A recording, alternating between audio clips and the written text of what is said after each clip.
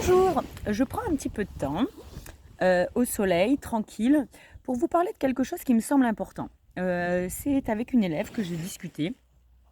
Et c'est sûr qu'on a tous des problématiques. Donc moi, je suis prof de yoga et j'adore aider les gens avec des pathologies ou avec des problèmes en particulier.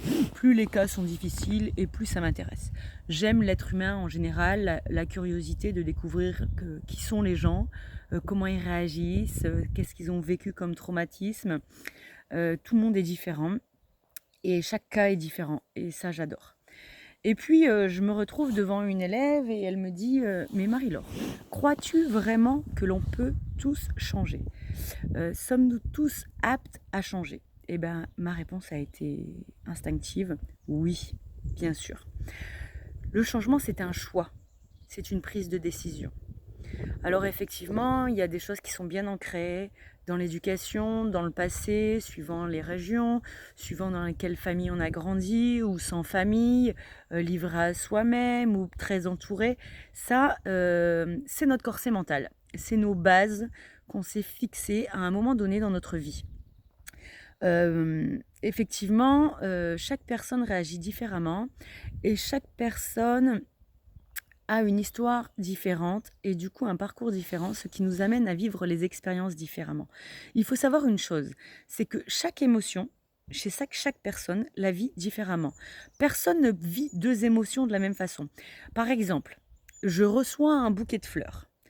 Je vais être très heureuse, je vais sourire, ça va me donner de l'affection intérieure, me rassurer sur, ce que je suis en train de vivre et me donner beaucoup de joie, j'adore les fleurs. Mais une personne, à côté de moi, lambda, qui reçoit des fleurs, peut se dire, «C'est de l'argent inutile, jeté par les fenêtres, j'en ai plein le jardin». Ou alors, «Oh mon Dieu, ça m'est jamais arrivé de ma vie, c'est trop génial, j'adore, je suis trop contente». Voilà, toutes les émotions sont bonnes à vivre, mais on les vit différemment. À nous de vouloir savoir comment on va vivre les prochaines émotions et à nous de définir comment on veut vivre certaines émotions. C'est-à-dire, je m'explique. Effectivement, si vous avez une situation que vous vivez qui est compliquée, qui est difficile, c'est à vous de savoir comment vous souhaitez la vivre, effectivement. Parce que face à ça, on peut réagir de plein de façons différentes. Sauf si, effectivement, à cette période-là, on ne va pas bien, on a encore plus de mal à contrôler ses émotions. C'est pourquoi il faut prendre conscience que son corps a besoin qu'on s'occupe de lui, et c'est pour ça que le yoga est très très très important.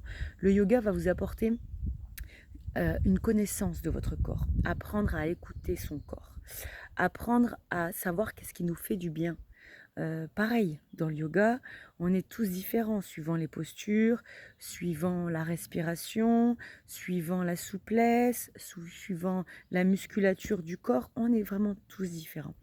Apprenez à appréhender votre corps de façon à ce que vous pouvez l'apaiser quand vous avez besoin de l'apaiser. Quand une situation va être difficile, qu'on sait qu'on va vivre quelque chose qui n'est pas évident pour nous-mêmes, on peut anticiper.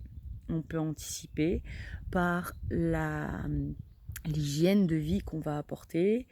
Par exemple, aller faire, pour certains, ça va être aller faire du sport pour se défouler. Certains, ça va être aller faire la fête pour réussir à appréhender au mieux ces situations qui arrivent. Mais oui, on peut tous changer.